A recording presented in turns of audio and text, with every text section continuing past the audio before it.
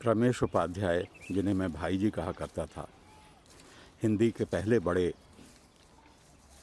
साहित्यकार थे जिनसे मैं रूबरू मिला, अचंभित होकर मिला। लेकिन बहुत आत्मीय बर्ताव जीवन भर उनसे मुझे प्राप्त हुआ। और मेरे मन की ये जो गलत धारणा थी कि बड़े साहित्यकार मुझ जैसे युवाओं को, जिस समय की बात मैं कर रहा हूँ उस समय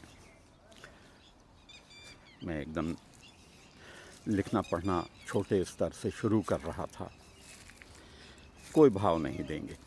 लेकिन रमेश जी से मिलके यह मेरी भ्रांति साबित हुई।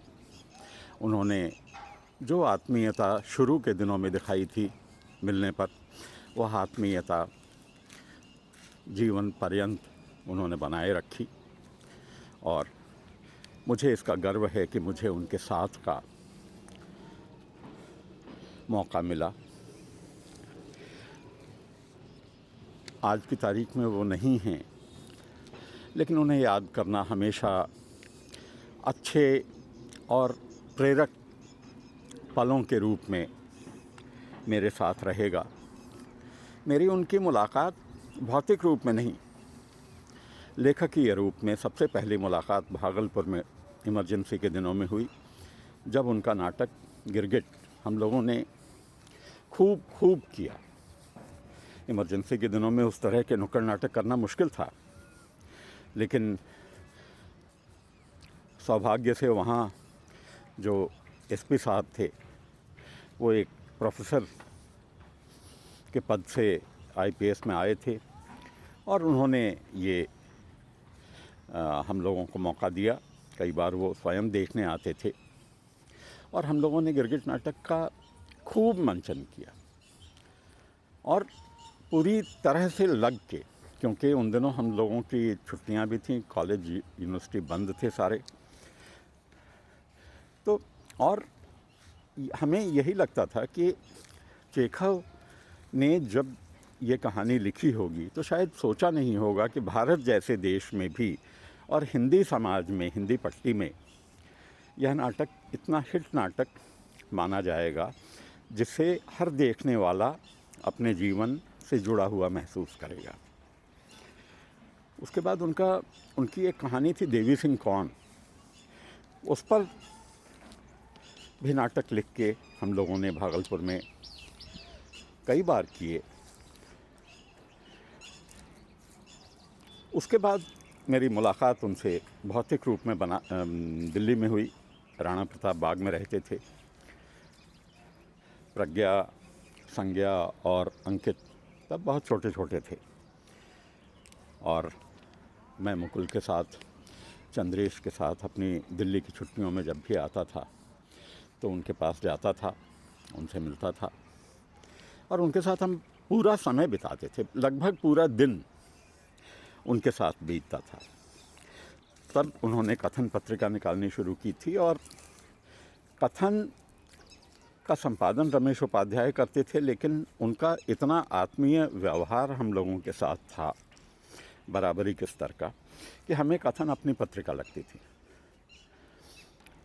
उन्होंने मुझे कई बार कथन में छापा। दिल्ली रहते हुए नया अंक आता था तो उसको लिफाफों में डालना और लोगों के नाम और पते लिखना मैंने किए हैं, लेकिन कम किया है। लेकिन मेरी पहली महत्वपूर्ण कविता 55वां प्यार उन्होंने कथन में पूरे पन्ने पे छापी थी। कुछ बहुत और अच्छी चीज़ें उन्होंने, मसूरी पर एक बहुत बढ़िया लेख मेरा और मुकुल का उन्होंने छापा था, जो अब तक के लिखे सबसे अच्छे कामों में मैं जिसको मानता हूँ। उसके बाद जनवादी लेखक संघ का जो राष्ट्रीय सम्मेलन जयपुर में हुआ, वहाँ हमारी मुलाकात हुई। 2-3 दिन बहुत अच्छे हम लोगों के बीते। उनके साथ में बड़े कवियों, लेखकों से मिला। शेखर जोशी से मैं पहली बार उनके साथ मिला, कुंवर पाल सिंह से, नमिता सिंह से।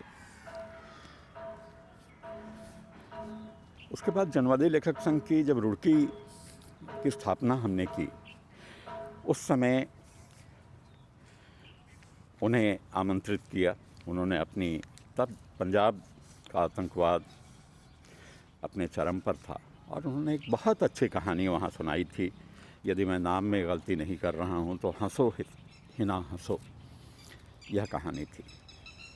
और इस कहानी को उन्होंने BSM PG कॉलेज में विद्यार्थियों और लेखकों के सामने सुनाया था, और उस पर बहुत देर तक चर्चा होती रही। मुझे यह उनकी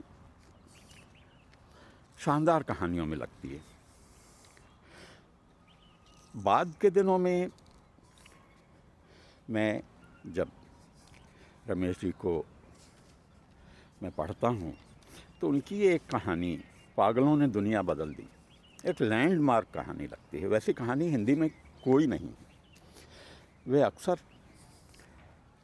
वैश्विक संदर्भों की बात करते थे, कहते भी थे, मानते भी थे, और इस कहानी में उन्होंने अपने विचारों को इतने स्पष्ट तौर पर, इतने विश्वसनीय तरीके से सामने रखा है, जिसे आज, जिस विद्रूप को हम आज शब्दशः सही होते हुए देख रहे हैं, इस देश में ही नहीं, दुनिया भर में।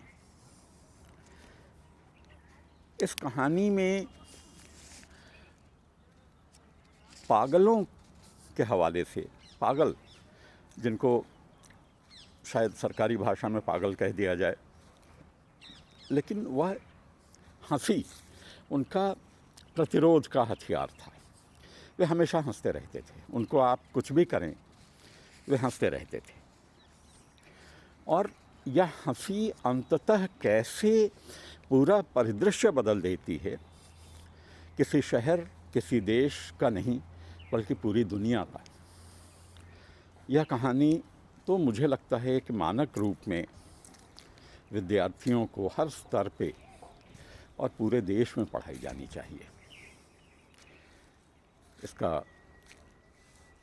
केंद्रीय सूत्र था, मरेंगे और मारेंगे नहीं, जिएंगे और जिलाएंगे, डरेंगे और डराएंगे नहीं, हंसेंगे और हंसाएंगे। इस कहानी को मैं जब जब भी याद करता हूँ, और अब यूक्रेन का संकट जिस तरह से बिल्कुल सिर पे सवार है, युद्ध शुरू हो गया है, घोषित युद्ध। इससे पहले जब यूक्रेन के एक कवि